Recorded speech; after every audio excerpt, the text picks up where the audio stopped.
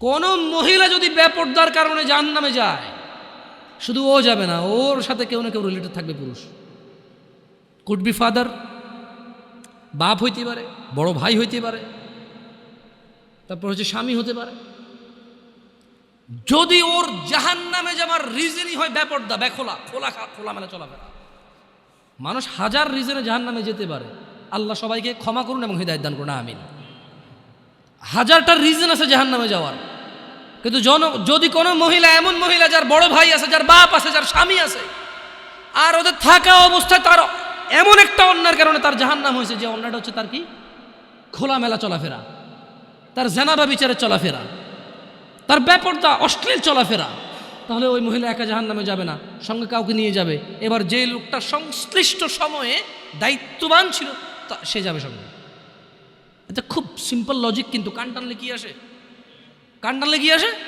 ওই মহিলা যদি সংশ্লিষ্ট রিজনে যদি জাহান্নামে যায়, সংশ্লিষ্ট সময়ে যে দায়িত্ববান পুরুষ তার অভিভাবকত্বের মধ্যে ছিল, যার উচিত ছিল তার জন্য সামর্থ্য অনুযায়ী জামা কাপড় কিনা সুন্দর দেখে, সামর্থ্য অনুযায়ী খাওয়ার দাওয়ার ব্যবস্থা করা, তার আর অর্থনৈতিক অবস্থার উপরে ডিপেন্ড করে, সামর্থ্য অনুযায়ী ওর কমফোর্ট জোনে রাখা, ওকে সামর্থ্য অনুযায়ী যতটুকু আছে উজাড় করে দেওয়া ওর পিছনে, ওই সংশ্লিষ্ট ব্যক্তিটার জন্য দায়ী থাকবে। যদিও ভিন্ন কারণ, এখন টাকা পয়সাই হয়েছে, বিষয়ের জন্য খেয়াল রাখে না, গাড়ি টাড়ি কিনে দিছে, ছোটো ছোটো জামা কাপড় কিনে দিছে, এগুলো পরে ঘরে, এটা ভিন্ন কথা। তবে আমি ছিলাম যারা কর্মজীবী, যারা নিম্ন কর্মজীবী, তাদের কথা বলছি। যে কোনো অপরাধকে যুবকদের এখন একটা প্রবলেম হচ্ছে, যেটা বুড়োদের মধ্যে ছিল না। বুড়োদের একটা সমস্যা কি, মানে এমনভাবে কথা কয় না, বুড়ো বলবো না, বয়স্কদের, সরি, আমার ভাষার কারণে কথা কিন্তু মিনিং চেঞ্জ হয়ে যায়, বুঝছেন? তো এটা আমার ওইভাবে নিয়েও যাবে না, আমি খারাপ উদ্দেশ্য নিয়ে বলতেছিলাম। মানে যারা বয়স্ক বৃদ্ধ, তারা দেখবেন যে কিছু হলে বলে যে আমগো যুগে এগুলো ছিল না ভাই, কি যুগ আইলো, রাইট? এটার কথা বলে, মানে উনি যেভাবে বলতেছে মনে হয় যেন ওনার যুগে কোনো মা বাপরে পোলা পায় নাই, ধাক্কায় নাই, মনে হয় যেন কোনো ভাই মারামারি করে মাথা ফাটায় মারা যায় নাই, মনে হয় যেন ভাই আর ভাবির কেলেঙ্কারিতে পরে বিয়ে ভাঙি আবার নতুন করে বিয়ে দেয় নাই, মনে হয় যেন মামু আর ভাগিনা ধরা পড়ে নাই। এটা এমনভাবে বলে কি না? এগুলো একটা কথা বয়স্করা বলে। আর জোয়ানরা একটা বিশাল বড় প্রবলেম, যে কোনো প্রবলেমকে সলভ করে, ভাই ডিজিটালাইজেশন, ভাই যোগ, বুঝছেন, স্পিডই, হ্যাঁ গতি, ভাই গতি আলাদা, আপনি বুঝবেন না ভাই, এখন এটাই ট্রেন্ড, এখন চলেই এমতে, হ্যাঁ। মানে জোয়ানদের কথা হচ্ছে ভাই, এটা আপনি বুঝবেন না, এখন চলেই এমনি ভাই, ধর ভাই আপনি ভাই আগের কথা কয়ে লাভ আছে ভাই, হ্যাঁ। আপনি ওরা যাই বলেন, আপনি বলবো যে আগের কথা কয়ে লাভ আছে। আর বয়স্ক লোকে যে অপরাধী দেখে এমন একটা ভাব করে আমার জন্য আগে ছিল না, ছিল, বাট প্রচার কম হয়েছে, আচ্ছা অবশ্য যে কোনো অপরাধ প্রচার হয়ে গেলে এটা অপরাধ, বড় অপরাধ, এটাই বাস্তব কথা। দেখেন, আউযু বিল্লাহি মিনাশ শাইতানির রাজিম, যে কোনো অপরাধকে আধুনিকতার কথা বলে সে মানে করা যাবে না, ইগনোর করা যাবে না। কেন? বালিল ইনসানু আলা নাফসিহি বাসীরা, আল্লাহ সুবহানাহু ওয়া তাআলা বলছে যে বরং মানুষ নানা অজুহাতের অবতারণা করে। কেমন? ওয়ালাউ আলকা, বালিল ইনসানু আলা নাফসিহি বাসীরা, বরং মানুষ নিজের সম্পর্কে সে নিজেই সম্যক অবগত। কেমন? ওয়ালাউ আলকা মাআযীরা, যদিও সে নানা অজুহাতের অবতারণা করে। এখন মুরব্বীর অজুহাত হচ্ছে যে কি যুগ আইছে, আর জোয়ানের অজুহাত হচ্ছে যে ভাই যুগ আগেরটা নাই, এখন আর আগের যুগ বাগে খাইছে। জোয়ানের যে কোনো প্রবলেম ও বলে আগের যুগ বাগে খাইছে, আর মুরব্বীর যে কোনো প্রবলেম ও বলে যে আরে কি যৌবনা আইলো। কিন্তু ওই অপরাধ কিন্তু ওনার ছেলেই লিপ্ত, ওনার নাতেই লিপ্ত।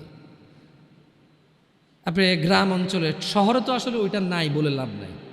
গ্রামে তো মনে করেন সবার ঘরে টিভি আছে, কিন্তু আবার ওই যে প্রত্যেকটা দোকানের মোড়ে মোড়ে একটা করে দোকান আছে, চা, বেশ কিছু দোকান আছে যেখানে চা পরোটা, বিশেষ করে সারাদিন 24 ঘন্টা চাটাই চলে ননস্টপ। আর সকালে পরোটা বানায়, বিকেলে পুরি বা কেউ সিঙ্গারা বানায়, আর ডিফারেন্ট কেউ সেমাই রান্না করে, কেউ সুজি পায়েস, মানে কেউ হালুয়া বানায়, এভাবে এটা দিয়ে চলে। তো ওই দোকানগুলোতে টেলিভিশনে সারাদিন যেই যুগে যেই গান বাজনা সিনেমা ছিল ওই যুগে ওইটাই চালাইছে, ওরা পিছাই নেই জীবনে। যদি বাংলাদেশ সরকার মানে আমাকে কখনো প্রশ্ন করে যে কারা ডিজিটালাইজেশনের সর্বোত্তম ব্যবহার করছে, মানে সবার আগে এবং পুঙ্খানুপুঙ্খু, আমি বলবো যে গ্রামের চা দোকানগুলা। যেই যুগে যেই সিনেমা যতটুক খুইলা মেলা নাচছে, ওই যুগে ওই সিনেমা ওই গান ওগুলোই ওরা চালাইছে ওদের টিভিতে। ওরা কোনো দিন ভাই সবার আগে ভাই জ্বালাই দিতে হবে। বাপ দোকানদারি করে, ছেলে দোকানদারি করে, বাপ ছেলে দুজনের সামনে এইসব গান বাজনা বাজে। আর আপনাকে একটা কথা বলি, ওই দোকানের অধিকাংশ কাস্টমার কারা জানেন? যারা বসে বসে সিনেমা নাটক দেখে, অধিকাংশ 30-35+ মানুষ। কেন? 40+, 50+ই বেশি। কেন? 40-50+ই বেশি মানুষ। কেন? ছেলে বিদেশ আছে, টাকা পাঠায়, বাপে কাজ করে না এখন, আর আগে হাল চেষ্টা করতে, রাইট? তো এখন ওখানে জোয়ানদের সিরিয়াল কম কেন? কারণ মুরব্বী আছে, তো ঢুকতে পারে না। এটা তো শহর না যে আবে তুই কেঠা, তুই কেঠা, এটা তো গ্যারাম, তো তুই কেঠা করলে ঘুষে না ভাঙে দেবে, তুই আমি কে মানি। ওখানে একটা এখনো হিসাব চলে যে অমুক চাস্তো চাষা, জ্যাঠতো চাষা, দাদার ভাইয়ের ভাই, দাদার শালার মামু, রিলেশন ওখানে খুব এফেক্ট আনে রাখে, বুঝছেন? আপনি জোয়ান মানুষ দোকানে ঢুকে কয়ে দেবেন যে ও বসে রয়েছে কেন, ওই বেটা সিগারেট খাইব আর টিভি দেখবো। আর আপনি যখন ঢুকে বসবেন পোলাটা কার রে, তো চরম বেয়াদব হয়েছে। আমগো যুগে তো আমরা মুরব্বী দেখলে জুতো হাত বকুলের নিয়ে চলে আসছি, এতে দেখি আমি যে চেয়ারে টিভি চাই। জিনিস কিন্তু একটাই, দুজনে চাইতেছে, কিন্তু ও ছোটো তো চাইলে সমস্যা, বড়রা চাইলে সমস্যা নাই। এটা কিরকম? ছেলে যখন বাপের সামনে সিগারেট খায়, কত বড় বেয়াদব, আমার সামনে সিগারেট খায়। বাপে যখন ছেলের সামনে সিগারেট খায়, ইটস টোটালি ফাইন। কাজ কয়টা? কাজ কয়টা? বাপের জন্য আর ছেলের জন্য কি এক হইল? না না, এখন আবার কিছু লোক উদাহরণ দেব। আপনি বাপ্পাটাকে কি এক মনে করেন? তাহলে মায়ের পায়ের নিচে কেন ছেলের জান্নাত? ও ভাই, ওটা তো ঠিক আছে, কিন্তু অপরাধের ক্ষেত্রে তো সবাই সমান। কারণ অপরাধ তো বাপের সাথে করতেছে না, করতেছে কার সাথে? তো এই হলো যে মানে আমাদের ধরেন আধুনিকতা বলে মিথ্যা সান্ত্বনা দিয়ে সব কিছুকে উড়িয়ে দেওয়া। আল্লাহ সুবহানাহু ওয়া তাআলা কোরআনুল কারীমে, আপনারা এই ওয়াল আদিয়াতি দবহা সূরাটা পারেন কেউ? এই ওয়াল আদিয়াতি দবহা মানে এই সূরার মধ্যে খুব সুন্দর একটা আয়াত আছে। আমি প্রায় যখন মাগরিবের নামাজে এই সূরাটা পড়ি, আমার মানে সুবহানাল্লাহ, নিজেকে নিজে দাওয়াত দেওয়া হয়, নিজের ব্যাপারে নিজের উদাসীনতাগুলো ধরা পড়ে। কেন? ওখানে আল্লাহ তাআলা বলছে যে আউযু বিল্লাহি মিনাশ শাইতানির রাজীম, ইন্নাল ইনসানা লিরাব্বিহি লাকানুদ। নিশ্চয়ই মানুষ তার রবের প্রতি বড়ই অকৃতজ্ঞ। আল্লাহ স্বীকৃতি দিচ্ছে, আল্লাহ স্টেটমেন্ট দিচ্ছে, আল্লাহ ঘোষণা দিচ্ছে, আল্লাহ জানিয়ে দিচ্ছে মানুষকে মানুষের স্বভাব চরিত্র। ইন্নাল ইনসান, নিশ্চয়ই মানুষ, লিরব্বিহি, তার রবের প্রতি, লাকানুদ, বড়ই অকৃতজ্ঞ। ওয়া ইন্নাহু আলা যালিকা লাশাহীদ, এবং সে যে অকৃতজ্ঞতার রবের প্রতি এই কর্মে সে নিজেই সাক্ষী। তো অকৃতজ্ঞ অনেকগুলো কারণের মধ্যে ছোট্ট একটা কারণ হিসেবে আল্লাহ বলছে যে ওয়া ইন্নাহু, সে তার রবের প্রতি তো খুব অকৃতজ্ঞ এবং এর জন্য সে নিজেই তার সাক্ষী। সে অকৃতজ্ঞ তো করে ওয়া ইন্নাহু, আর সে ওয়া ইন্নাহু লিহুব্বিল খায়রি লাশাদীদ, আর ধন সম্পদের প্রতি অবশ্যই সে খুব আসক্ত। আফালা ইয়ালাম, সে কি জানে না? ইযা বু'সিরা মা ফিল কুবুর, যখন কবরে যা কিছু আছে সেগুলোকে উত্থিত করা হবে, উত্থান করা হবে, উপস্থিত করা হবে। ইন্নাল ইনসানা লিরাব্বিহি লাকানুদ, নিশ্চয়ই মানুষ তার রবের প্রতি অকৃতজ্ঞ। মহিলা এবং পুরুষ উভয়কে এখানে বলছে ওয়া ইন্নাহু আলা যালিকা লাশাহীদ, আর নিশ্চয়ই এই কাজে সে নিজেই সাক্ষী। ওয়া ইন্নাহু লিহুব্বিল খায়রি লাশাদীদ, ধন সম্পদ জমিয়ে রাখতে সে খুবই আসক্ত। সে কি জানে না? আফালা ইয়ালাম, সে কি জানে না? ইযা বু'সিরা মা ফিল কুবুর, যখন কবরের ভিতরে যা আছে তা উত্থিত করা হবে। এটা কি সে জানে না? আমরা কি জানি না আমরা মরব? বাট আমরা তো তখন জানি না। যখন আমরা ধন সম্পদে খুব আসক্ত হয়ে যাই, যখন আমরা ছেলে সন্তানে খুব আসক্ত হয়ে যাই, তখন তো আমরা এটা মাথায় রাখি না। হারাম হালাল, আল্লাহ এবং মানুষের, আমার কাজ আর আল্লাহর কাজ, তখন তো আমরা ইম্পর্টেন্সটা দিতে পারি না। সত্য থেকে বিমুখ হওয়া অন্যতম একটি কারণ যুবকদেরকে বেখেয়ালি করে রেখেছে। আল্লাহ তাআলা কোরআনুল কারীমে বলছেন ওয়ামান আযলামু মিম্মান যুক্কিরা বিআয়াতি রাব্বিহ, আর তার চেয়ে অধিক জালেম কে হতে পারে? আর তার চেয়ে অধিক জালেম কে হতে পারে? বিআয়াতি রাব্বিহ, যাকে তার রবের আয়াত সমূহ সম্পর্কে স্মরণ করিয়ে দেওয়া হয়েছে, فأعرض عنها ونسي ما قدمت يداه, অতঃপর সে তা থেকে মুখ ফিরিয়ে নিয়েছে, বিমুখ হয়েছে এবং সে ভুলে গিয়েছে ইন্না জাআলনা আলা কুলুবিহিম আকিন্নাহ আন ইয়াফকাহুহু ওয়া ফি আযানিহিম ওয়াকরা ওয়া ইন তাদউহুম ইলাল হুদা ফালান ইয়াহতাদু ইযান আবাদা। আর তার চেয়ে অধিক জালেম কে হতে পারে যাকে তার রবের আয়াত সমূহ সম্পর্কে স্মরণ করিয়ে দেওয়া হয়েছে, অতঃপর সে তা থেকে মুখ ফিরিয়ে নিয়েছে এবং সে ভুলে গিয়েছে, তার দু হাত পেশ করেছে। নিশ্চয়ই আমরা, আল্লাহ বলছেন, তাদের অন্তরের উপর আবরণ দিয়েছি যেন তারা কোরআন বুঝতে না পারে, এবং তাদের কোনো বধিরতাও, তাদের কানে বধিরতাও এঁটে দিয়েছি। আর আপনি ও মুহাম্মদ সাল্লাল্লাহু আলাইহি সাল্লাম তাদেরকে সৎ পথে ডাকলেও তারা কখনো সৎ পথে আসবে না। তার মানে যখন মানুষ জুলুম করে, জুলমের সর্বোচ্চ পর্যায়ে চলে যায়, তখন তার জন্য দুর্ভাগ্য, আল্লাহ তার হৃদয়কে আবরণ দিয়ে ঢেকে দেয়। খবরদার যুবক ভাইরা আমার, জানা ব্যভিচার, গান বাজনা, নেশা, এটাই তো তোমাদের মূল প্রবলেম এখন। আই ডোন্ট নো, আমি জানি না তোমাকে কীভাবে এটাকে রিমুভ করব। ওয়াল্লাহি আমি কোনো মন্ত্র জানি না, আমি কোনো তন্ত্র জানি না। এই পৃথিবীতে কে এমন মন্ত্র জানে, তন্ত্র জানে, তাও আমি জানি না। আমার কাছে এমন কোনো ঔষধ নেই যেটা জাড়িবুটি বা আধুনিক মেডিকেল সায়েন্সের উন্নতির দ্বারা এমন কিছু আবিষ্কার করেছে যে বড়ি বা ট্যাবলেট তোমাকে আমি দিব বা সিরাপ দিব তোমাকে আমি, তুমি খাবা, জানা, নেশা, এগুলো থেকে তুমি মুক্ত হবা। আমার জানা নাই। তোমাকে একটাই জিনিস, বোন আমার, তোমার বয়স মাত্র 12, কেন তুমি কারো বিছানায় চলে যাচ্ছ? ওয়াই? তুমি দেখো না তোমার বড় বোন প্রেম করেছে, 3টা বিয়ে কারো সাথে হয়নি?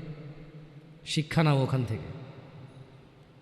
বোন আমার, তুমি দেখো না, তুমি দেখো না তোমার বোনের কি প্রবলেম, তার স্বামীটা আরেক মহিলার সাথে সময় কাটায়, তাকে সময় দেয় না। তুমি যে আরেকজন পুরুষের সাথে সময় দিচ্ছ, ওরও তো স্ত্রী আছে। তোমার বোনের ফ্যামিলির প্রবলেম তো তুমি যার সাথে সময় দাও তারও ফ্যামিলির প্রবলেম। যুবক ভাই আমার, তোমার বোনকে নিয়ে আর পারছ না, তোমার মন চায় তোমার দুলাভাইকে মারতে, বাইন্দা পিটাইতে। কেন? সে তোমার বোনকে কষ্ট দেয়, পরকিয়া করে তোমার বোনের উপর সন্দেহ করে জুলুম করে। তুমিও তো কারো দুলাভাই, তুমিও তো আরেক মহিলার সাথে সময় কাটাও, তোমার বউকে সময় দাও না, জুলুম করো। তোমার শালারও তো মন চায়, তোমার সম্বন্ধী শ্বশুরও তো মন চায় জামাই বা দুলাভাইয়ের পিটাই ধরে কতক্ষণ। কেন এভাবে বিচার করো না যুবক? বোন আমার, তোমার বয়স মাত্র 14, মাত্র। তুমি এই বয়সে সিগারেট খাওয়া শুরু করে দিছ, আফসোস বোন আমার। আর তুমি তোমার এই নাজুক, এই মহামূল্যবান, ইজ্জতদার তোমার শরীরকে আল্লাহ কত মূল্যায়ন করছে। তুমি জাহান্নামে গেলে তোমার বাপ জাহান্নামে যাবে, ভাবা যায়? মানে তুমি তোমার বাপের কান, তুমি তোমার ভাইয়ের কান, তুমি তোমার স্বামীর কান, ওরা হলো মাথা। আচ্ছা, তুমি হলা মাথা, ওরা হলো কান। তুমি হলা মাথা, ওরা হলো কান। তোমাকে আল্লাহ কত মূল্য দিছে। কারো মাথার মধ্যে যদি কেউ বাড়ি দেও, কি বাঁচবে? বাঁচবে না। যত বড় ডাক্তার, কবিরাজ, যত উন্নত চিকিৎসায় নিয়ে যাক, যদি ওর মাথা ফেটে চৌচির করে দেয়, মস্তিষ্ক বেরিয়ে যায়, ওর বাঁচার চান্সেস কতটুকু আছে আর কতক্ষণ আছে? তোমাকে, তোমার এই ছোট্ট 3.5 হাত বডিকে আল্লাহ কত ইজ্জত দিছে, কত সম্মান দিছে। যদি কেউ তোমাকে জোর করে জেনা করে, তাকে, সে যদি বিবাহিত হয়, তাকে জুমা মসজিদের সামনে অথবা মহাসমাবেশে প্রকাশ্যে কোমর পর্যন্ত গেড়ে পাথর মেরে মেরে মেরে ফেলতে হবে। কেন? সে তোমার গায়ে হাত দিবে। তোমার ইজ্জত আবরু কত উপরে। তুমি কি আর আল্লাহর সৃষ্টি জাতা? আল্লাহর সৃষ্টি বনি আদম, ওয়ালাকাদ কাররামনা বনি আদম। আল্লাহ সুবহানাহু ওয়া তাআলা বলছে যে আমি বনি আদমকে কারাম করেছি, ওদেরকে আমি সম্মানিত করেছি। ওই সম্মানিত সম্প্রদায়ের সবচাইতে মূল্যবান তুমি। তোমার ব্যাপারে এই যে মানুষগুলো, এই যে পুরুষগুলো, আদম আলাইহিস সালাম ওনার উম্মতের নবী ছিল, কিন্তু মুহাম্মদ রাসূলুল্লাহ সাল্লাল্লাহু আলাইহি সাল্লামের উম্মত যত পুরুষ, এইবার সে রাজা মহারাজা, এইবার সে কিছু একটা, সে যদি পুরুষ হয়, সে যদি মুসলিম মনে করে নিজেকে, তাকে তার রাসূলটাকে বলছে, এই আমার উম্মত যদি তুই নিজেকে মনে করিস, তবে শোন, একজন উত্তম নেক সৎ স্ত্রী দুনিয়াতে যা আছে এর চাইতে বেশি মূল্যবান। তার মানে ওই যে পুরুষ তার কাছে মূল্যবান, যেই পুরুষের কাছে নেক স্ত্রী নেই, সেই পৃথিবীতে ধনী হতে পারবে না। ধন সম্পদ, ধনী দরিদ্র তো কিছুটা কাউন্ট হয়। স্বর্ণ আছে এত ভরি, রূপা আছে এত ভরি, জমি আছে এত বিঘা, গাড়ি আছে এতটা, ব্যাংকে টাকা আছে এতটুকু, কোম্পানির মালিক হলো $10,000 বিলিয়ন, কোম্পানির প্রাইস 2,000 কোটি টাকা কোম্পানির প্রাইস। এভাবেই তো ধনী দরিদ্র, বিল গেটস, ওই যে কী কয় এটাকে, কী আছে, আম্বানি টাম্বানি, এভাবেই তো ধনী দরিদ্র হিসাব দেয়, রাইট? কিন্তু যার কাছে যেদিন বিচার হবে কে ধনী ছিল কে দরিদ্র ছিল, সেদিন যার কাছে ন্যাক স্ত্রী থাকবে না, সে ধনীদের লিস্টে আসতে পারবে না। একজনের কাছে যদি পুরো পৃথিবী আর পৃথিবীতে যা আছে, একজনের কাছে যদি পুরো পৃথিবী আর পৃথিবীতে যা আছে সব কিছু থাকে, ন্যাক স্ত্রী না থাকে, আরেকজনের কাছে যদি শুধু ন্যাক স্ত্রী থাকে, এটা বলে প্রমাণ হয় যে ন্যাক স্ত্রী, তাহলে ইসলাম ওকে ধনী বলে, কে দরিদ্র বলে, কে মিসকিন বলে। বেচারা, ও তো লাইফে সুখী না, ও কি বেচারা, আহা ওর জীব মিসকিন বেচারা। তোমাকে কত মূল্য দিছে চিন্তা করছো রাসূল সাল্লাল্লাহু আলাইহি সাল্লাম? তোমাকে এটা, তুমি যা জানো, পুরুষ তোমাকে অ্যাচিভ করতে হয়, পাইতে হয়, অর্জন করতে হয়। তোমাকে যা তা পুরুষ তোমাকে অর্জন করতে পারবে না। যে পুরুষ তোমাকে মূল্যায়ন করতে পারবে না, সেই পুরুষ তোমার সতীত্বের খেয়াল রাখতে পারবে। যেই পুরুষ তোমার মূল্যায়ন করতে পারবে না, সেই পুরুষ তোমার সতীত্বের পরোয়া করতে পারবে না, মূল্যায়ন করতে পারবে না। এটার মর্ম, এটার ইজ্জত, এটার শান্তি সে জানবে না। মিসকিন বেচারা, বোকা, হতভাগা, পাগল, দরিদ্র, ফকির, জীবনে কিচ্ছু নাই ওর, যার কাছে তুমি নেই। বোন আমার, যার কাছে তুমি নেই, তার কাছে পৃথিবীর কোনো সম্পদ নেই। বোন আমার, 12 বছর 15 বছর বয়সে তুমি কেন বিবাহের পূর্বে আরেকজনকে তোমার শরীর ধরতে দাও? আর যুবক ভাই আমার, কি বলিস কি তুই? এই পৃথিবী আর পৃথিবীতে যা আছে এর চেয়ে মূল্যবান হচ্ছে এই মেয়েটা। তো এরকম মূল্যবান একটা জিনিস ওর ধরে ছুঁয়ে তুই ওকে ওর মূল্য কমিয়ে দিবি? এত বড় জুলুম ওর প্রতি তোর। তুই আল্লাহকে ভয় করিস না, তাই বলে এতটা এতটা কি বলিস তুই? তুই কি কারো গাড়ির গ্লাস ভাঙছিস জীবনে? না। কেন? ওর লস হবে। তুই কি কোনোদিন কোনো মানুষকে ঘুষি দিছিস? না, কারণ তাহলে ও বেচারা কষ্ট পাবে। তুই কি জীবনে কারো পেটে ছুরি ঢুকাই দিছিস? না, ও মরে যাবে, তাহলে ওর ফ্যামিলি ক্ষতিগ্রস্ত, লসে পড়ে যাবে। তুই কি কারো টাকা মারছিস কোনোদিন? না, তাহলে ওর ফ্যামিলি টাকার কারণে কষ্ট পাবে। তাহলে তুই কেন তুই এত ছোট ছোট বিষয়গুলো খেয়াল রাখিস যে আরেকজনের লস হবে? তাহলে তুই এই মেয়েটার জীবনটাকে তুই কি করলি? তুই পুরো পৃথিবী আর পৃথিবীতে যা আছে সব কিছু বিক্রি করলে যে সম্পদ হবে, সব কিছু অর্জন করলে যে অর্জন হবে, এর চাইতে মূল্যবান তুই ওকে সতীত্ব থেকে বের করে নিয়ে আসলি। তুই তোর সামান্য ডিজায়ার ফুলফিল করার জন্য, যেটা আল্লাহ তোর জন্য বৈধ করেছে, কবুল বললে তোর বাপের দোষ, আল্লাহর তো দোষ না। তোর বাপের দোষ, সমাজের তো দোষ না। তোর বাপ তোকে বিয়ে করে না ভাই আমার, তোর বাপ মনে করে তুই ছোট, 18 বছর বয়স তোর বাপ মনে করে তোর বাপ 16 বছর বয়সে হস্তমৈথুন করছে, তোর 22 বছর, তুই এখনো ছোট নুনু খাস, দুধু খাস। তোর বাপের অজ্ঞতা, ইসলামের দোষ দিবি কেন তুই এটাকে? তোর বাপ 13 বছর বয়সে চাস্তমন জাটতমন নিয়ে পালাই গেছে, এরপরে সবাই মিলে ধরে আনছে। এরপরে তোর বাপের তোর দাদারা বলছে কলিযুগ শেষ হয়ে গেছে। 20 বছর আগের কথা বলতেছি আর কি। তোর বাপ 14 বছর বয়সে লুকায় লুকায় খেরসিন ওই কি। আরে ভাই আপনি শহরের ভাই, শহরের বয়স করতে গেছে হ্যাঁ। আর সব মানুষ শহরে গেলাম আমি দেখছি তো। ঢাকা শহর খালি হয়ে যায় কেন তাহলে ঈদে? আমারে বলেন না যে আমরা না ঢাকা শহরে থাকি কিছু বুঝি না, হ্যাঁ এবার বলবেন না আমাকে। আমি বাংলা পারিনি, একটু একটু পারি, এবার বলার দরকার নেই আমাকে না। আমরা জানি আপনারা সব মানুষই গ্রামের, কারণ ঢাকা শহর ঈদ হলে সব খালি হয়ে যায়, কই যায় এরা? হ্যাঁ তো তোর বাপ ওই যে এখন কেউ বলে না যে সুপারি বাগান চেনেন না, ওই যে খেরের চিন এগুলো বোঝেন না, বললেন না আমার যে জামশেদ ভাই যে কন্টেক্সটে কথা বলার বুঝে আসে না, হ্যাঁ একটু শিখেলে তো ও বলার দরকার নেই কেমন। আমি জানি আপনি বোঝেন না, বোঝার ভান করার দরকার নেই। আচ্ছা তো তোর বাপে 14 বছর বয়সে এই বাঁশবাগান আশবাগানে যায় জেনায় লিপ্ত ছিল, তোর বয়স 25, কয় এখনো ছেলেটা বড় হয়নি। তো দোষ ইসলামের এখানে? তোর বাপের, তোর জান্নাতের প্রতি পরোয়া নেই, তোর টাকার প্রতি পরোয়া আছে। তোর বাপ তোর জান্নাত সেভ করতে চায় না, তোকে নাকি ভালোবাসে। তোর বাপ তোর ইজ্জতের পরোয়া করে না, তোকে নাকি ভালোবাসে। তুই নাকি ভালো মানুষ, পৃথিবী আর পৃথিবীর সবচেয়ে সম্পদশালী জিনিসটাকে শুধু একটা এই মুখে মুখে চুমু দিয়ে একটা ওই যে এভাবে ছবি তুলেছিল, হ্যাঁ এভাবে এভাবে, হ্যাঁ এরপরে ফোল্ডার বানায়, ফোল্ডার লক করে রাখছে যাতে কেউ না জানে। এরপর ওই মেয়ের বিয়ে ঠিক হয়ে গেলে ধমক দেয় ছবি পাঠাবো একটা একটা করে। সামান্য ডিজায়ার যেটা তোর হালাল ভাবে আল্লাহ দিয়েছে তোকে, একটু সবর কর, একটু সবর কর। তুই ক্লাস 5-এ পড়তেছিস, 6-এর জন্য ওয়েট করতেছিস না? তুই ক্লাস 8-এ পড়িস ভাই আমার, ছোট পিচ্ছি সোনামণি ভাই আমার, তোকে আমি আমার মাথায় রাখি। তুই বলছিস রাগ করিস না, তুই বললে আমি না অত তো সিনেমা নাটক দেখি না, তোরাই কস, তুই বললে আপন, তাই তোরা আপন করে বলতেছি।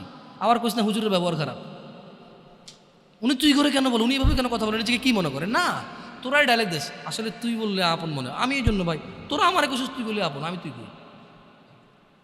আমি তো সৌদি আরব বড় হয়েছি, আমি তো দেশে বড় হইনি। আমি আসার পর সব ডায়লগ দেখছি, আসলে আপনজনকে তুই বলে, হ্যাঁ তুই বললে আপন মনে হয়। আমি তোরা আপন মনে করি, কারণ ইন্নামাল মুমিনুনা ইখওয়া। 1450 বছর আগে আল্লাহ আমার কাছে তুই আমার ভাই, কত আপন তুই চিন্তা কর। তোরা তুই কমু না কারে কমু রে ভাই আমার, তুই আমার আচরণে যাইস না। হ্যাঁ তুই আমার কত পুরনো ভাই তুই জানিস? আমার মায়ের পেটের ভাইটা আমি যেদিন জন্ম হয়েছি বুঝতে পারছি, সেদিন আমাকে আমার বাপ মা আমার পরিবেশ বলছে আমার মায়ের পেটের ভাই। কিন্তু অ্যাজ এ মুসলিম তুই আমার ভাই, 1450 বছর আগে এটা ঘোষণা হয়ে গেছে পৃথিবীতে। তোকে যদি আমি তুই না বলি, আদর করে না বলি, আপন না মনে করি, কাকে মনে করবো রে? তুই তো আমার তুই তো আমার আপন। এমন করিস না ভাই আমার, তোর বয়স সবে 14 বছর। একটু অপেক্ষা কর, একটু অপেক্ষা কর। তোর বাপ বিয়ে করেছে, তুই পৃথিবীতে আসছিস, তুই এমনি এমনি আসিস না। তুইও বিয়ে করবি, তুইও পৃথিবীর সমস্ত সুখ পাবি ইনশাআল্লাহ। তোর ছেলে সন্তানও এমনি এমনি আসবে না, তুইও আল্লাহর দেওয়া নিয়ামত উপভোগ করবি এবং আল্লাহর প্রশংসা করবি। অপেক্ষা কর ভাই আমার, অপেক্ষা কর। খবরদার বেখেয়ালি হওয়া যাবে না, বেখেয়ালি হওয়া যাবে না। আর নিজের সামান্য ডিজায়ারকে ফুলফিল করার জন্য পৃথিবীর সবচেয়ে দামি সম্পদটাকে সবচাইতে সস্তা নিকৃষ্ট করে দেওয়া যাবে না। কেমন? বিয়ের পূর্বে কোনো মেয়ের গায়ে হাত দিবি না ভাই আমার, খবরদার। বিয়ের পূর্বে কোনো মেয়ের সাথে কথা বলবি না, খবরদার। তোর যোগ্যতা নেই ওর সাথে কথা বলার। তুই কে রে? বামন হয়ে চাঁদের দিকে হাত বাড়াবি না। আমার বোনরা চাঁদ, ওয়াল্লাহি যেদিন ইসলামী শাসন আসবে, যেদিন ইমাম মেহেদী আসবে, যেদিন ঈসা আলাইহিস সালাম আবার আসবে, ওনার বন্ধের উপর যারা হাত দিবে উনি হাত কেটে ফেলবে। তুই বামন হয়ে চাঁদের দিকে হাত বাড়াইস না। আমার বোনরা চাঁদ, ইসলাম মেয়েদেরকে চাঁদ বলেছে আর তোকে বামন বলেছে। বেটা তুই বেটা ছেঁড়া খাতা শুয়ে লাখ টাকার স্বপ্ন দেখিস, বিয়ের আগে মেয়ের গায়ে হাত দিস? তোর সাহস কত? তোর সাহস কত? তুই জানিস না মুহাম্মদ সাল্লাল্লাহু আলাইহি সাল্লাম বলছে নেক স্ত্রী দুনিয়াতে যা আছে ওর চেয়ে বেশি উত্তম। তুই কি করে ওর গায়ে হাত দিস বিয়ের আগে? তোর সেই যোগ্যতা আছে বল? তোকে তোকে আল্লাহ জাহান্নামে ফেলবে, তোকে আল্লাহ জ্বলন্ত আগুনে নিক্ষিপ্ত করবে, তোর শরীর পচবে, তোর শরীরের গন্ধে জাহান্নামীরা থাকতে পারবে না, তোকে আল্লাহ এত নিকৃষ্ট শাস্তি দেবে। কেন? কারণ তুই এত বড় জঘন্য কাজে লিপ্ত হয়েছিস। আমারে বুঝাস না মেয়েরা খারাপ, মেয়েরা খারাপ। আমি তো এত খারাপ দেখি না, তুই কোথায় এত খারাপ দেখিস? আমি তো দেখি তুই তুই বেটা টেনে পড়িস মাত্র, তোকে আমি ছোট করে দেখছি না বেটা। তুমি বের হও, ছবি পাঠাও, ছবি পাঠাও, নাহলে হাত কেটে ফেলবো আমি। দেখো আমি বিষের বোতল নিয়ে আসি, ছবি পাঠাও। তুই বেটা আমার বোনটাকে বেটা ফুসলেছিস বেটা ফাজিল। মেয়েরা খারাপ, মেয়েদের খারাপের কারণে দুনিয়া শেষ। তুই কে রে? তুই কি? তুই কি? মেয়েরা খারাপ? শোন, আমাদের গ্রামে প্রবাদ আছে, ধর্মীয় কথা না এটা। এখন যেটা বলছি এটা প্রবাদ, এটা ধর্মীয় কথা না। কোনো মেয়ের যদি একবার হাঁটুর উপরে কাপড় ওঠে আর নামে না বেটা। তুই উঠাইছিস হাঁটুর উপরে কাপড়, ও উঠায়নি। হাঁটু পর্যন্ত তুই উঠাইছিস, আর এখন সে নামাচ্ছে না। তুই মনে করিস তুই বেঁচে গেছিস না? তুই মনে করিস তোর জিনাই জেনা না? না বেটা, ও তোর সাথে জেনা করেছে, এরপরে তোকে বাদ আরেকজনের সাথে করবে, আরেকজনের সাথে করবে। আর তুই সূচনা, তুই ওকে শিখাইছিস, এটা সবগুলো তোর উপরে আসবে বেটা। তুই নিজের ছোট পাপিষ্ট মনে করিস না? তুই মনে করিস কি হয়েছে, আমি তো একটা চুমাই নিছি, আমি তোকে বলছি ছবি তুলে পাঠাও, টয়লেটে যাও, ব্লাউজ খুলে ছবি তুলে পাঠাও, জামা খুলে ছবি তুলে পাঠাও। বেটা ফাজিল, আল্লাহ তোকে হৃদায়ত দিকে আমিন। ভয় পা, ভয় পা, আল্লাহকে ভয় পা ছোট ভাই আমার। সবাই বুড়া হয়ে মরে না, বহু মানুষ যৌবন্ত অবস্থায় মরে যায়। ছোট ভাই আমার, তোর ঘরেও বোন আছে, ভয় পা, আল্লাহকে ভয় পা। তুই এত বড় অপরাধে লিপ্ত হইস না। তুই মেয়েদের হাঁটু পর্যন্ত কাপড় তুলিস না, খবরদার, খবরদার, তুই এটা করিস না। তো মানুষ তো বেশি নাই, তারপর আলহামদুলিল্লাহ সবাইকে কবুল করুন, যেহেতু ঘরোয়া পরিবেশে। বলেন তো কোনো মেয়ে, আপনার বয়স তখন 16 বছর ছিল আর কি, আচ্ছা যান, কোনো একটা 14 থেকে 18 বছরের মেয়ে আপনাকে বলছে চলো আমরা একসাথে থাকি, বলেন 1 লাখ একটা পাবি না, 1 লাখ। আমি বলে দিচ্ছি, চ্যালেঞ্জ হলে আসিও, তুমি প্রমাণ করে দিও, যাও। মেয়ে কি বলো, মেয়েরা প্রেম হারাম ইসলামে, ইসলামী বিয়ের পূর্বে সম্পর্কই হারাম। কিন্তু এর মধ্যেও কোনো মেয়ে ছেলেকে বলে না কিস করো, আমাকে একটা তোমার লুঙ্গি খুলে ছবি পাঠাও, বলে না। প্রত্যেকটা ছেলে বলে, প্রত্যেকটা ছেলে বলে, এভরি সিঙ্গেল ছেলে বলে না।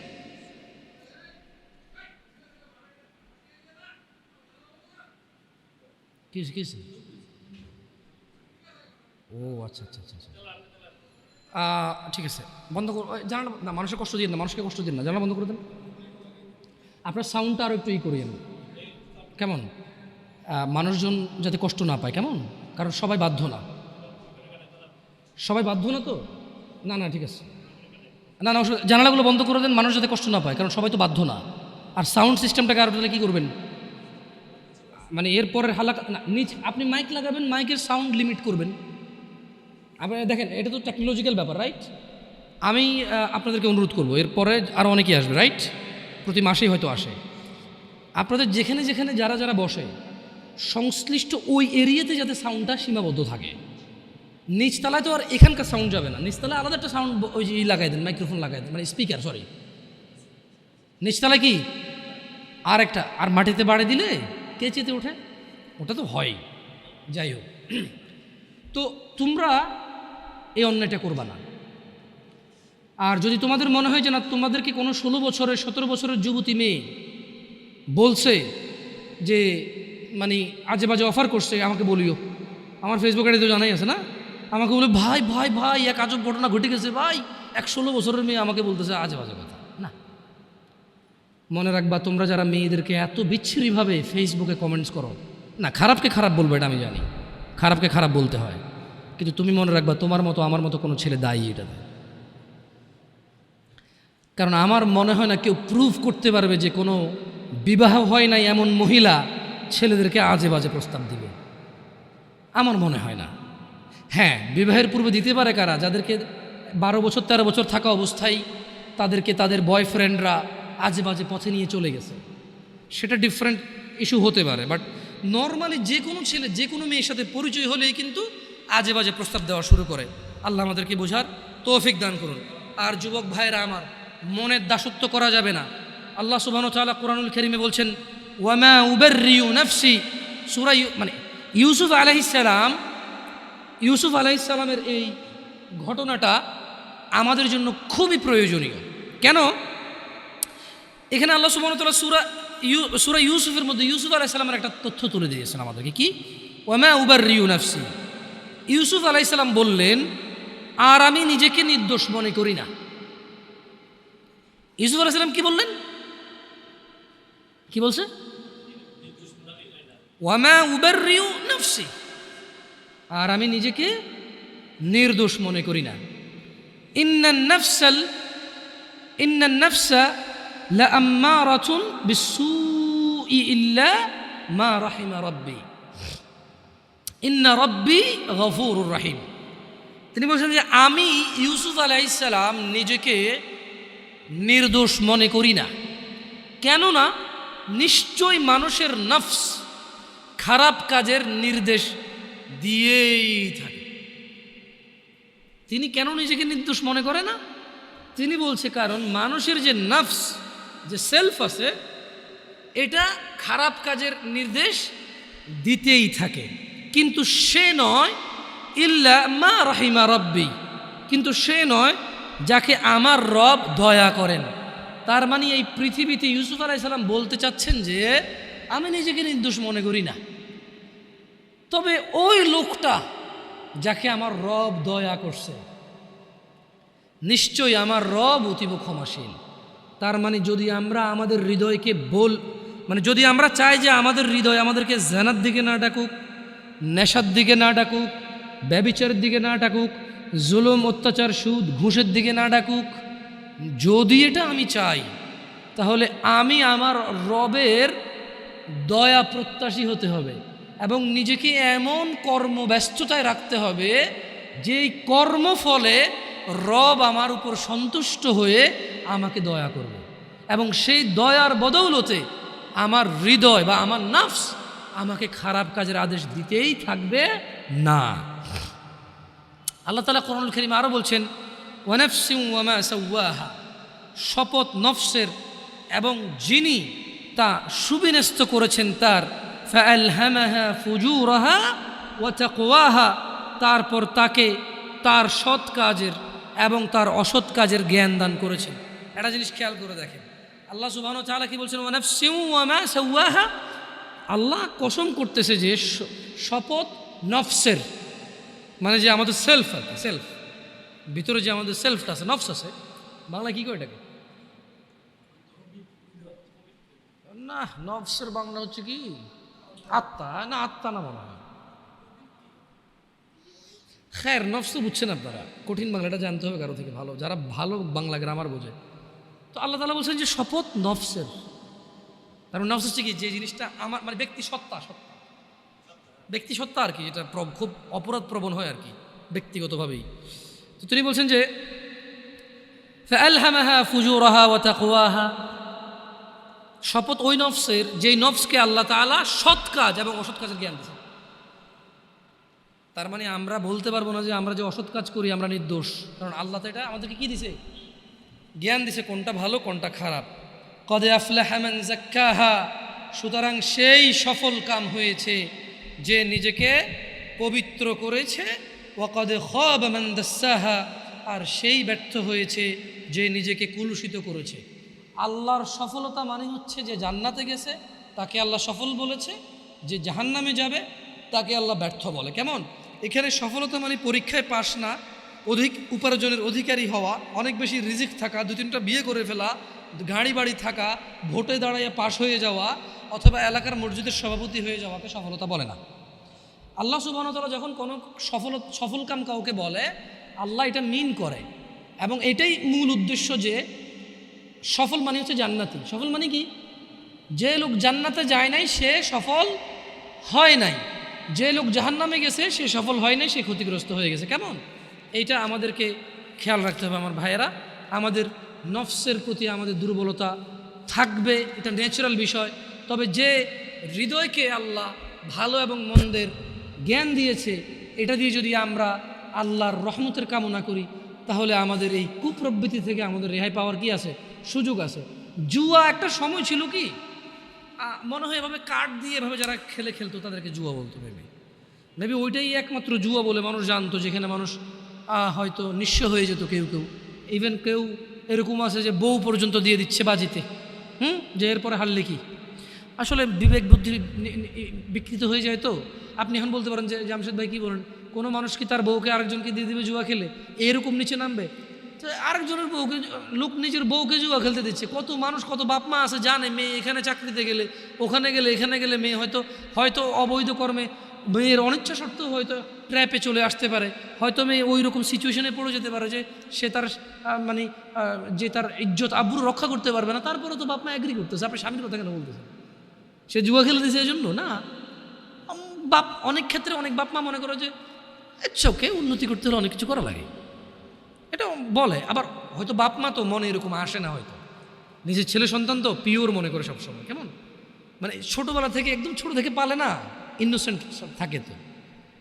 আর আসলে বাপ মা তো ছেলে সন্তানের খারাপ যে জানাবে বিচারের বিষয়টা তো আসলে বুঝে আসে স্বাভাবিক। এটাই তো আল্লাহর দয়া যে বাবা মা ভাই বোন সম্পর্কটা তো পবিত্র রেখেছে আল্লাহ সুবহানাল্লাহ।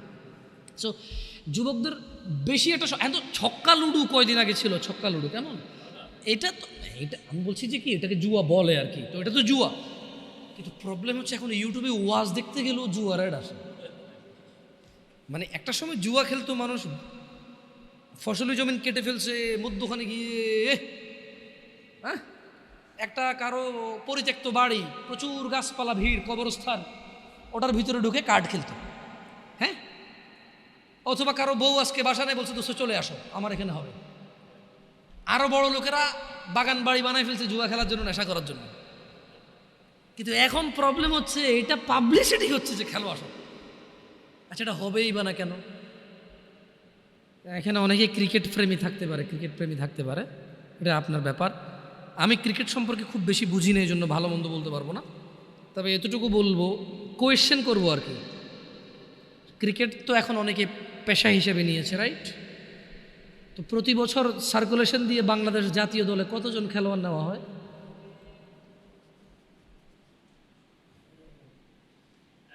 100 মনে হয় না, 100 খেলোয়াড় তো নিয়োগ হয় না। 16 কোটি মানুষ কিন্তু উদ্বুদ্ধ হয়ে খেলাতে।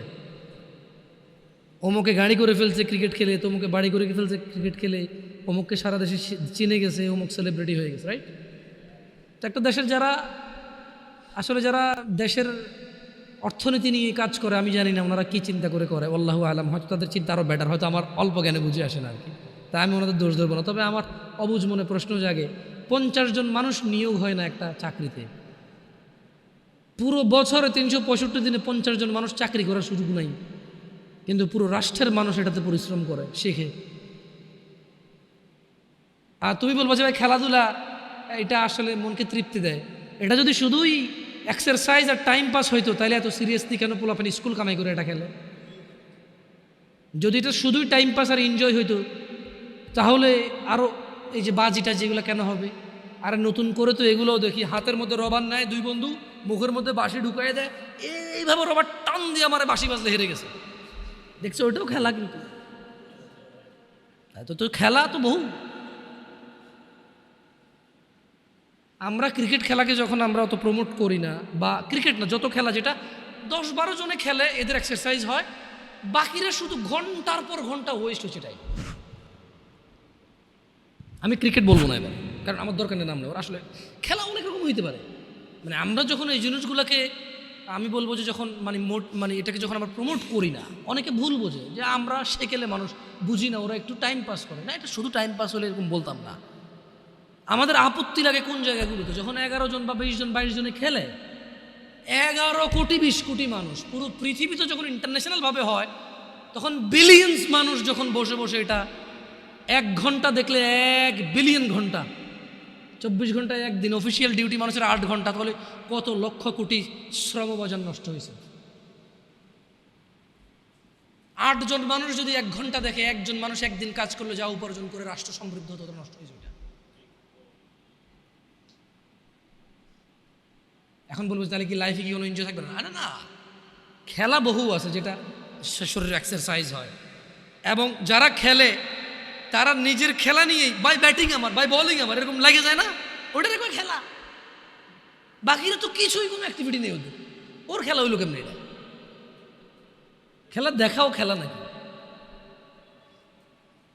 আল্লাহ আমাদেরকে বুঝে তৌফিক দান করুন। দেখুন জুয়া মানে আপনি যে আগামী 2030-35 সালের মধ্যে যাদের বয়স 25-30 হতে পারে, আল্লাহু আলাম, কঠিন হয়ে যাবে জুয়া যে হারাম এটা বুঝানো। 1 নাম্বার কঠিন হবে এটা। 2, কোনো রকম যদি বুঝাইতেন কোরআনের আয়াত দিয়ে যে জুয়া হারাম, তাহলে ও যে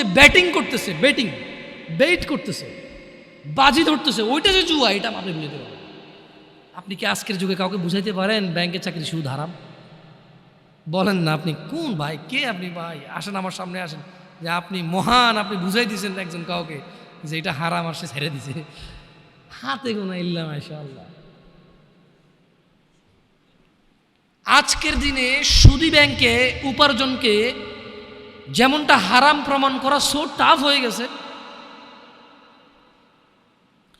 2030-35 সাল যেভাবে চলতেছে, যদি এভাবে চলে, যেভাবে ইউটিউবে অ্যাডভার্টাইজ আসতেছে, তো মনিটাইজেশন করে যে অ্যাড দিচ্ছে গভর্নমেন্ট, মানে যারা অ্যাডে টাকা কামাচ্ছে, ওই বেটা অ্যাড ওখান থেকে টাকা পাওয়ার জন্য বা অ্যাড দেওয়ার জন্য তার নাম, ঠিকানা, আইডি, বিজনেস ট্রেড লাইসেন্স এগুলো না দিলে তো অ্যাড দেওয়ার অথরিটি পায় না সে ফেসবুকে বা ইউটিউবে।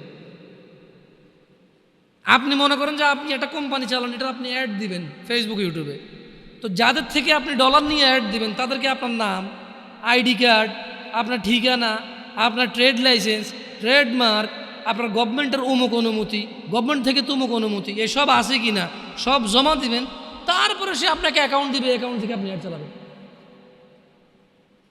তো এই যে জুয়ার যে বেটিংয়ের অ্যাডগুলো হয়, হ্যাঁ, টেকনোলজি যেহেতু অনেক উন্নত, গভর্নমেন্ট এক এক দেশের এক এক রকম পাওয়ার রাখে, দেখা যাচ্ছে অনেকে বিদেশ থেকে এগুলো ছাড়ে। হ্যাঁ, তখন তো আর আসলে বাংলাদেশ সরকারেরও কিছু করার থাকে না, থাকে।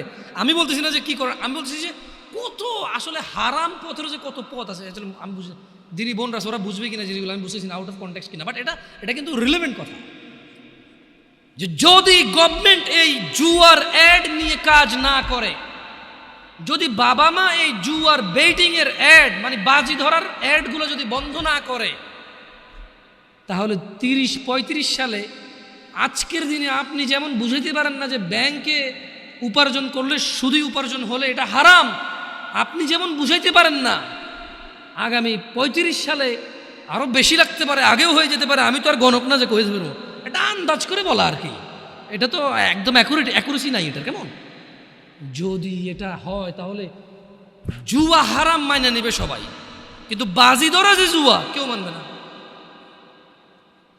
ওয়াল্লাহি আমার ভয় হয় প্রত্যেক মুসলিম সুদ হারাম মেনে নেয়, সুদী ব্যাংকে কাজ করলে যে সুদ হয় কেউ মানে না। আজকে যদি এগুলোকে না থামানো হয়, আমরা যদি আমাদের ছেলে সন্তানকে না বুঝাই, ভাই বোনদেরকে না বুঝাই, তাহলে জুয়া খেলা হারাম আমরা বুঝাইতে পারবো, কিন্তু বাজি ধরা যে জুয়া এটা আমরা বুঝাইতে অক্ষম হয়ে যাবো। আল্লাহ আমাদেরকে বোঝার তৌফিক দান করুন। আল্লাহ তাআলা কোরআন কারীমে বলছে, ইয়া আইয়ুহাল্লাযীনা আমানু, হে তোমরা যারা ঈমান এনেছো, ইন্নামাল খামরু ওয়াল মাইসির ওয়াল আনসাব ওয়াল আজলাম রিজসুম মিন আমালিশ শাইতান ফাজতানিবুহু লাআল্লাকুম তুফলিহুন। হে মুমিনগণ, তার মানে এখানে স্পেশালি যারা দাবি করে যে আমি মুসলমান তাকে বলা হচ্ছে, তুমি কি মুসলমান? তাহলে শুনে নাও, এই কাজগুলো তুমি করতে পারবা না।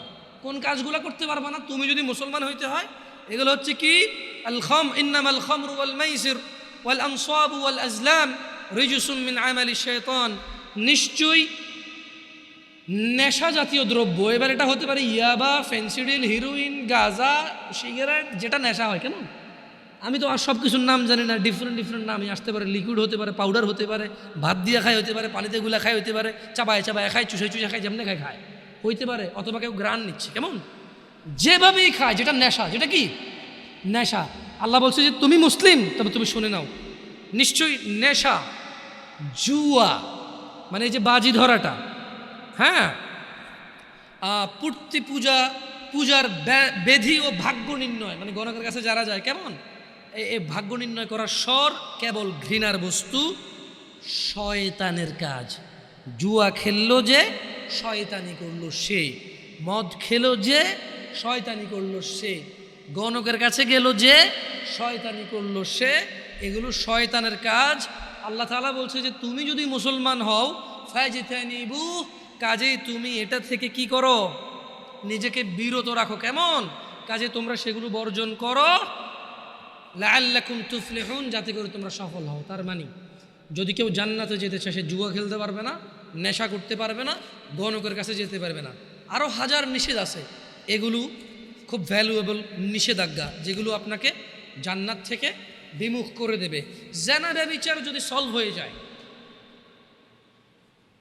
আমি বরঞ্চ বয়স্কদের চাইতে যুবকদের অপরাধ কম দেখি। আমি পার্সোনালি বয়স্কদের চাইতে যুবকদের অপরাধ কম দেখি, কিন্তু এই বয়স্ক অপরাধীগুলাই যুবক অবস্থায় ভালো ছিল। আজকের এই যুবক ভালো ছেলেগুলাই বয়স্ক হয়ে খারাপ হয়ে যাচ্ছে। আমি শুধু ইয়াংদের মধ্যে জেনার প্রবলেমটা বেশি পাইছি, আর নেশা জেনার। কিন্তু যারা মিডল এজ, তারা ঘুষ খায়, জাগা জমি নিয়ে মিশা কথা কয়, কাজকর্মে ফাঁকি দেয়, মা বাপের সাথে প্রচুর অবহেলা এবং প্রচুর ইগনোর করে বাবা মাকে। নিজের উপার্জনটা শুধু নিজের মনে করে, বউ আর বাচ্চার মনে করে, বাপ মায়ের মনে করে না। বাপ মাকে ভাগ করে দেয়, যে 4 ভাই আছি, আমি কেন একা করব? তোমার মেয়ে শহরের ওই ফ্ল্যাট পাইছে, আমি কি একা পাইছি? এটা আমি যুবকদের চাইতে মিড এজ এবং বড় এজের পুরুষদের অপরাধ বেশি দেখি। ওয়াল্লাহি আমার যুবক ভাই এবং যুবক বোন, এরা যদি নিজেকে জেনা থেকে সরাই নিয়ে আসতে পারে, সুবহানাল্লাহ সুবহানাল্লাহ, ওরা পৃথিবীর উন্নত চরিত্রের অধিকারী হতে পারবে। কারণ ওরা এখনো ঘুষ খাওয়ার সুযোগ আসে নাই, খায় না। যে নিজেকে জেনা থেকে বাঁচাবে, সে ঘুষ থেকেও বাঁচাবে। সিম্পল কথা না? দেখো যুবক ভাইরা আমার, আমাদের রব বলেছেন মুহাম্মদ সাল্লাল্লাহু আলাইহি সাল্লামকে, কুল, হে নবী বলে দিন, ইন্নামা হাররামা রাব্বিয়াল ফাওয়াহিশ, নিশ্চয়ই আমার রব হারাম করেছে অশ্লীলতাকে, মা যহরা মিনহা ওয়া মা বাতন, যা প্রকাশ্যে এবং গোপনীয়তায়। মানে যেটা তুমি ফেসবুকে প্রেমিকার ছবি ছেড়ে দাও, বা যেই মেয়ে নিজেই নিজের ছবি ছেড়ে দেয়, বা যেই ছেলে তার মা বা বউয়ের ছবি ছেড়ে দেয়, মানে এইগুলো প্রকাশ্য অপরাধ। যে কোনো কর্নারের দোকানে তালতলা, আমতলা, জামতলাতে গিয়ে একদম জনসম্মুখে বসে বসে সিনেমা নাটক দেখে, ওটা হচ্ছে প্রকাশ্য অপরাধ, প্রকাশ্য অশ্লীলতা। যে বসে বসে নিজে মোবাইলে দেখে, এটা হচ্ছে গোপনে অপরাধ, গোপনে অশ্লীলতা। তো আল্লাহ তাআলা বলছেন যে, হে নবী আপনি বলে দিন, নিশ্চয়ই আমার রব নিষেধ করেছেন এমন অশ্লীলতাকে, যেটা প্রকাশ্যে এবং যেটা অপ্রকাশ্যে বা গোপনে। ওয়া আন তাকুলু আলাল্লাহি মা লা তা'লামুন, আর তিনি নিষেধ করেছেন, হারাম করেছেন আল্লাহ সম্বন্ধে এমন কিছু বলা যেটা সম্পর্কে তোমার কোনো কি নেই, ধারণা নেই। দেখুন যুবক ভাই ও বোনরা আমার, আন আবি হুরায়রা রাদিয়াল্লাহু আনহু قال قال النبي صلى الله عليه وسلم لا يزني الزاني حين يزني وهو مؤمن, নিশ্চয়ই কোনো জেনাকারী যখন জেনা করে, জেনা অবস্থায় তার ঈমান থাকে না, সে বেঈমান থাকে তখন। ওয়ালা ইয়াশরাবুল খামরা হিনা ইয়াশরাবু ওয়া হুয়া মুমিন, এবং কোনো নেশাগ্রস্ত ব্যক্তি যখন সে নেশা করে, তখন সে মুমিন অবস্থায় থাকে না। কেমন? এই জিনিসটা আমাদের খুবই খুবই গুরুত্ব দিয়ে ভাবতে হবে। যখন কেউ জানা করে, মুহাম্মদ সাল্লাল্লাহু আলাইহি ওয়াসাল্লাম বলছেন যে তখন তার ঈমান থাকে না। যখন কেউ নেশা করে, গাঁজা টানে, গাঁজা, হ্যাঁ, যখন কেউ গাঁজা টানে, যখন কেউ মদ পান করে, তখন তার ঈমান তার সঙ্গে থাকে না। এইটা খুবই বিপজ্জনক সিচুয়েশন। ওই অবস্থায় যদি কেউ মারা যায়, তাহলে সে একেবারে সোজা ঈমান ছাড়া মরে গেল। আর যে ঈমান ছাড়া মরে গেল, তার হিসাব ছাড়া জাহান্নাম হয়ে যাবে। যে ঈমান ছাড়া মরে গেল, তার হিসাব ছাড়া জাহান্নাম হয়ে যাবে। যে ঈমান নিয়ে মরল, তার হিসেব হয়ে ফয়সালা হবে। যে ঈমান ছাড়া মরে গেল, বেঈমানের হিসাব একটাই, সে জাহান্নামী। যে আল্লাহ এবং তার রাসূলের প্রতি ঈমান রাখে না, আখিরাতের প্রতি ঈমান রাখে না, যে বেঈমানি করে আল্লাহর সাথে, তার বিধান হচ্ছে সে চিরস্থায়ী জাহান্নামী হয়। কেমন? এটা খুব ইম্পর্টেন্ট এই হাদিসটার ব্যাপারটা। ওয়ালা ইয়াসরিকু হিনা ইয়াসরিকু ওয়া হুয়া মুমিন, কোন চোর চুরি করা অবস্থায় ঈমানদার থাকে না। ঘুষখোর যখন ঘুষ নেয়, তার ঈমান চলে যায়। ঘুষখোর যখন ঘুষ নেয়, তখন তার ঈমান থাকে না। কাউকে বাধ্য করে কারো ট্রাক থেকে মাল নামায় ফেলে, যে ট্রাকের ড্রাইভার যখন 13 লিটার তেল 2 লিটার বের করে চুরি করে 11 লিটারের স্লিপকে যখন 13 লিটার লেখে, তখন তার ঈমানটা চলে যায়। ওই অবস্থায় সে মুমিন থাকে না। যখন কোনো কর্মজীবী মানুষকে বলেছে তুমি এই কাজটা করবা, সে কাজ করে, বিশ্রামের প্রয়োজনে বিশ্রাম করে, কিন্তু সে কাজ করে, বিশ্রাম করে। আন আয়েশা রাদিয়াল্লাহু তাআলা আনহা قال, আয়েশা রাদিয়াল্লাহু তাআলা আনহা থেকে বর্ণিত, তিনি বলেন, আন্না রাসূলুল্লাহ সাল্লাল্লাহু আলাইহি ওয়াসাল্লাম, আল্লাহর নবী সাল্লাল্লাহু আলাইহি সাল্লাম, قال, তিনি বলেছেন, ইয়া উম্মাতা মুহাম্মদ, হে উম্মতে মুহাম্মদ, মা আহাদুন আগিয়ারা মিনাল্লাহ, হে মুহাম্মদ সাল্লাল্লাহু আলাইহি সাল্লামের উম্মত নারী এবং পুরুষরা, তোমাদের মধ্যে কেউ আল্লাহর চাইতে বেশি আত্মমর্যাদা বোধ রাখো না। ও উম্মতে মুহাম্মদরা, ও মুহাম্মদ সাল্লাল্লাহু আলাইহি সাল্লামের যুবক উম্মত, বৃদ্ধ উম্মত, নর এবং নারী উম্মত, তোমরা যারা মনে করো তোমরা উম্মতে মুহাম্মদ, তোমরা যারা মনে করো আখিরাতে তিনি তোমাদেরকে সুপারিশ করুক, তিনি বলছেন মা আহাদুন আগিয়ারা মিনাল্লাহ, এ পুরো পৃথিবীর যত মানুষ আছে এদের কেউ আল্লাহর মতো মর্যাদা রাখে না। আল্লাহ এর চেয়ে অনেক বেশি আত্মমর্যাদা বোধ রাখেন। আইয়ারা আবদাহু আও আমাতাহু তাজনি, আর এই মর্যাদাবান আল্লাহ সুবহানাহু ওয়া তাআলা তিনি এটা দেখতে চায় না ওনার কোনো বান্দা এবং বান্দি জিনা করতেছে, এটা আল্লাহ দেখতে চায়। সো জিনা করার পূর্বে তুমি এটা ভেবে নিও, ইয়া উম্মাতা মুহাম্মদ, হে মুহাম্মদ সাল্লাল্লাহু আলাইহি সাল্লামের উম্মতরা, লাউ তা'লামুন, যদি তোমরা জানতে, মা আ'লাম, যা আমি জানি, লাদহিকতুম কালিলা, তবে তোমরা অল্পই হাসতে, ওয়ালা বাকাইতুম কাসীরা, তোমরা অনেক বেশি বেশি কাঁদতে। বিটিএস এবং ট্রান্সজেন্ডার নিয়ে হালকা একটু কথা বলবো, বেশি কথা বলবো না, এরপরে প্রোগ্রাম আমি শেষ করে দেবো, কারণ মোটামুটি জি জি প্লিজ আজান দিবেন না, মসজিদে আজান হয়ে গেছে, দিতে হবে তারপরে এখানে একামত দিয়ে নামাজ পড়ে ফেললে মনে হয়ে যায়, মানে যখন আজান চতুর্পাশে হয়ে যায়। আচ্ছা, তো আসলে বিটিএস এবং ট্রান্সজেন্ডার খুব ইস্যু, বিটিএসটা নিয়ে অনেকেই জানে না, আর আমরাও এত বেশি এটা নিয়ে মাথা ঘামাইছি, কিন্তু এতটা ঘামানো মনে করি না যে প্রবলেম হবে, কারণ এটা বাংলাদেশিরা কখনোই অ্যাকসেপ্ট করবে না। কেমন, কারণ এটা ছেলে মেয়ের মতো সাইজে আছে। জাযাকাল্লাহ খাইরান সালাম। একটা ছেলে কাপড় পরছে বা লিপস্টিক দিছে, এইটা একটা বিকৃত মন মানসিকতার কাজ। কেমন, মানে সে হলো পুরুষ, সে মেয়ে সাজতে চায়, এটা এক ধরনের মন মানসিকতা। কিন্তু ট্রান্সজেন্ডার যেটাকে বলতেছে, এটা ফার ডেঞ্জারাস। মানে একটা ছেলে লিপস্টিক দিছে, আপনি পানি ধুইছেন, চলে গেছে, রাইট, তাহলে তার কাম ব্যাক করার সুযোগটা খুব সহজ। একটা ছেলে এখানে খোপা বাঁধছে, এভাবে টান দিয়ে বেনিটা বাইর করছে, খোপাটা খুলে গেছে, চুলটা কেটে ফেলছে, কাম ব্যাক হওয়া সহজ। একটা ছেলে শাড়ি পরছে, শাড়িটা খুলে পাঞ্জাবি জামা পরলো, কাম ব্যাক হওয়া সহজ। কিন্তু ট্রান্সজেন্ডার যেটা, এটা সো হার্ড, যে পথভ্রষ্ট হয়ে এটাতে রূপান্তরিত হবে তার নিজের জন্যই ফিরে আসাটা কঠিন হয়ে দাঁড়াবে। কিভাবে, সে অপারেশন করে তার পুল্লিঙ্গ ফেলে দিবে বা কিছু একটা করবে, আল্লাহ ভালো জানে ডাক্তার কি অপারেশন করে, সে স্ত্রীলিঙ্গ বানিয়ে ফেলবে। মানে তার পুল্লিঙ্গকে সে স্ত্রীলিঙ্গ অপারেশন করে বানাবে। তার এই যে এখানে ব্রেস্ট আছে আমার, সে এখানে আলাদা গোস্ত দিয়ে, যেভাবে মহিলাদের ব্রেস্ট, এরকম ব্রেস্ট সে অপারেশন করে ব্রেস্ট লাগাবে। কি বলে, মানে এখন বলতেছি কিন্তু বুঝতেছি না ঘটনা, মানে আমি বলতেছি, আমি নিজেও কল্পনা করতে পারতেছি না যে কেমনে সম্ভব। বাট এটা ইউরোপে কিছু টকশো দেখলে বোঝা যায়। বাংলাদেশেও কিছুদিন আগে একটা কলেজে এরকম চান্স পেতে চাইছিল একজন, তার মানে যারা নিউজ বা সংবাদকর্মী আছে ওনারা খুব হাইলাইট করতেছে, ওনারা ফিলিস্তিনের পক্ষও বলে, আবার এগুলোর পক্ষও বলে, বুঝছেন ওনাদের অবস্থা। যাই হোক, তো মানে একটা কথা মনে রাখিও ভাইরা আমার, তোমরা বা তোমাদের ছোট ভাই বা তোমাদের ছেলে সন্তানের যুগ বড়ই কঠিন যুগ আসতেছে। তোমরা তোমাদের পরিবারে ঘোষণা দিয়ে দাও রবের পক্ষ থেকে, রব বলছে লাআনাহুল্লাহ, আল্লাহর লানত করেন, আল্লাহ অভিশাপ করেছেন কাকে, ওয়াকালা লাআত্তাখিযান্না মিন ইবাদিকা নাসীবাম মাফরুদা, আল্লাহ তাকে লানত করেন। এবং শয়তান বলে, শয়তান কি বলে, আমি অবশ্যই আপনার বান্দাদেরকে এক নির্দিষ্ট অংশকে আমার অনুসারী করে নেব। তো কিভাবে অনুসরণ করবে, আল্লাহ শয়তানকে লানত করেছে। এভাবে হাঁটাহাঁটি করিয়েন না, কেমন ক্লোজ করে দিতে হবে না, খুব সিম্পল, যখন বের হবে একটা কার্টন ধরে রাখবেন, সব একটা একটা নিয়ে বের হয়ে যাবে। এগুলো নিয়ে হই হুল্লোর, কদিন পরে জিলাপিও দিবেন আপনার মনে হচ্ছে আমার।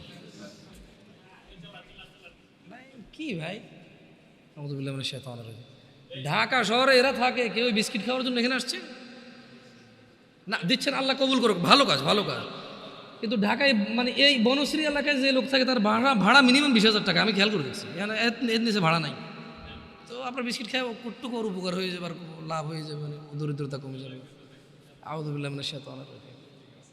আল্লাহ তৌফিক দান করুক, যারা দিছে আল্লাহ কবুল করুক, আর যারা খাইছেন দোয়া করিয়েন।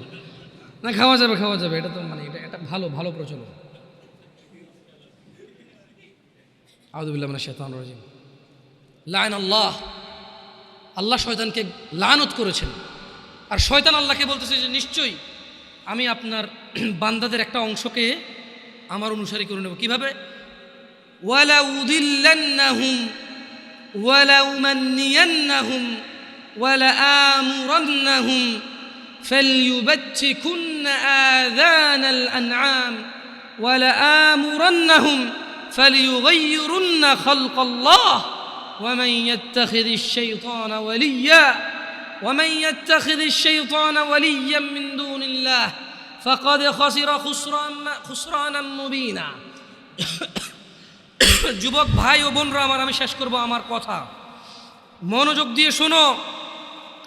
হতাশার বড়ই হতাশা সামনে নেমে আসতেছে। শয়তানকে আল্লাহ লানত করেছে। শয়তান বলছে যে আমি অনুসারী করব আপনার কিছু বান্দাকে আমার। কিভাবে? আমি তাদের পথ ভ্রষ্ট করব, অবশ্যই তাদের হৃদয়ে আমি মিথ্যা বাসনা সৃষ্টি করব। আমি তাদের হৃদয়ে মিথ্যা বাসনা সৃষ্টি করব এবং আমি তাদেরকে নির্দেশ দেব। শয়তান বলছে আমি আপনার বান্দাদেরকে নির্দেশ দেব কি?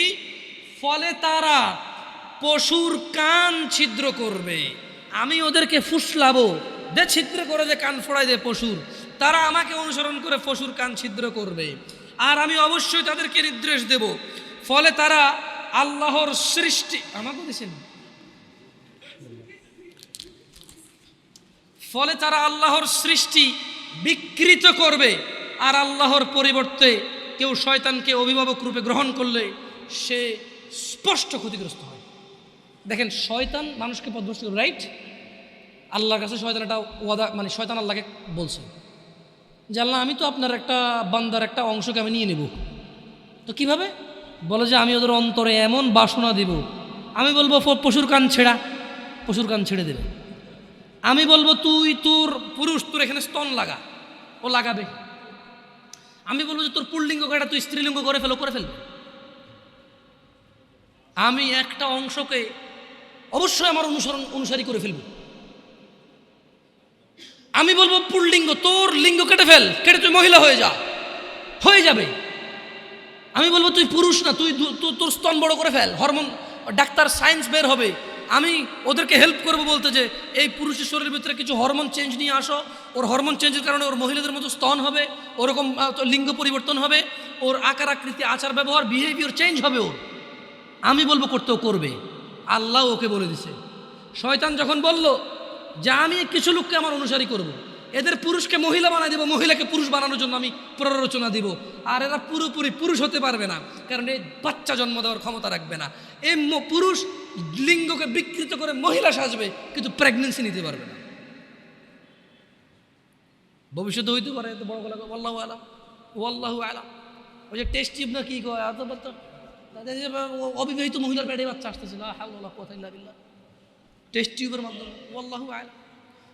শয়তান বলছে যে আমি ওদেরকে বাসনা সৃষ্টি করব, আর আমি যা বলবো তা করবে। তো কটুক আমি ওদেরকে বলবো আল্লাহ আপনি যে সৃষ্টি করছেন সুন্দর, এটাকে পরিবর্তন করতে বলবো, ওরা পরিবর্তন করে ফেলবে।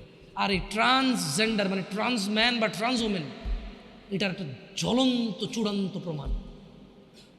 অনেকে কিন্তু ট্রান্সজেন্ডারটাকে হিজড়া মনে করতেছে। না, হিজড়া এটা আল্লাহর সৃষ্টি, এটাই সৌন্দর্য আল্লাহর। এটা কিন্তু আল্লাহর বিকৃত সৃষ্টি না। আপনি যেরকম আল্লাহর সুন্দর সৃষ্টি, মহিলা যেরকম আল্লাহর সুন্দর সৃষ্টি, হিজড়াও আল্লাহর সুন্দর সৃষ্টি। কিন্তু এই ট্রান্সজেন্ডার এটা হচ্ছে বিকৃতি, এটা আল্লাহ সৃষ্টি করে, এটা ওরা বানাচ্ছে। আল্লাহ ওদেরকে বলে দিছে, শয়তানকে বলে দিছে তুই যাদেরকে ডাকবি আর যারা তোর এই ফাসলানিতে চলে আসবে, কেমন? আল্লাহ বলছে ওয়ামান ইয়াত্তাখিযিশ শাইতানা ওয়ালিয়্যাম মিন দুনিল্লাহ ফাকাদ খাসিরা খুসরানাম মুবিনা, যারা তোমার উপদেশ নিয়ে তোমাকে অভিভাবক হিসেবে গ্রহণ করবে তারাই হবে স্পষ্ট ক্ষতিগ্রস্ত। আল্লাহ আমাদেরকে বুঝার তৌফিক দান করুন। দিনী ভাইয়েরা, আত্মহত্যার নিয়ে কথা বলার ইচ্ছা ছিল, আজকে আর লম্বা করব না আলোচনাটা। আপনারা অনেকেই আসছেন, আমাকে কথা বলতে বলেছে আধুনিক সমাজে, যুব সমাজের সমস্যা ও সমাধান। যুবক ভাই, তুমি সিসি ক্যামেরা যেরকম মানুষকে দেখে, আল্লাহ ফেরেশতা নিয়োগ দিয়েছে এবং আল্লাহ নিজেও দেখে। সিসি ক্যামেরা যেরকম রেকর্ডিং হয় তোমার কৃতকর্ম, আল্লাহ ফেরেশতা দিয়ে রাখছে, ওরা লিখে রাখে তোমার কৃতকর্ম। এই জিনিসটা তোমাকে আমি সমস্যার সমাধানটা বলে দিচ্ছি, যে তুমি কিরামান কাতিবিন, সম্মানিত লেখক বর্গ, বোন আমার, ভাই আমার, তোমাদের উভয়কে আমি বলতেছি, তোমরা শুধু সিসি ক্যামেরার উদাহরণটা নিয়ে নিজেদেরকে শুধরাই ফেলো। তোমাদের আর কোনো উপায় নাই, সমাধান একটাই। সিসি ক্যামেরা যেমন তুমি সামনে অ্যাক্টিভিটি করবা, ও তোমার দেখবে, রেকর্ড করবে এবং রেকর্ড রেখে দেবে, যখন খুশি কেউ দেখতে পারবে আর তোমার বিচার করতে পারবে। যদি তুমি কাউকে খুন করো, যদি তুমি চুরি করো, তোমার বিচার হবে অনুযায়ী। আল্লাহ সুবহানাহু ওয়া তাআলা দেখে এবং তিনি লেখকবর্গ রেখে দিয়েছে, ওরা রেকর্ড করে। আল্লাহ তাআলা দেখে এবং লেখকবর্গ রেকর্ড করে, আল্লাহ এটা হিসাব দেখবে, যখন খুশি বিচার করবে। সো এইটাকে মাথায় রেখে তোমরা অপরাধ থেকে ফিরে আসো। আকুলু কওলি হাযা ওয়াস্তাগফিরুল্লাহ লি ওয়া লিসাইরিল মুমিনিন ফাস্তাগফিরু ইন্নাহুল গফুরুর রহিম। সুবহানাকাল্লাহুম্মা ওয়া বিহামদিকা আশহাদু আল্লা ইলাহা ইল্লা আনতা আস্তাগফিরুকা ওয়া আতুবু ইলাইক। আসসালামু আলাইকুম ওয়া রাহমাতুল্লাহ।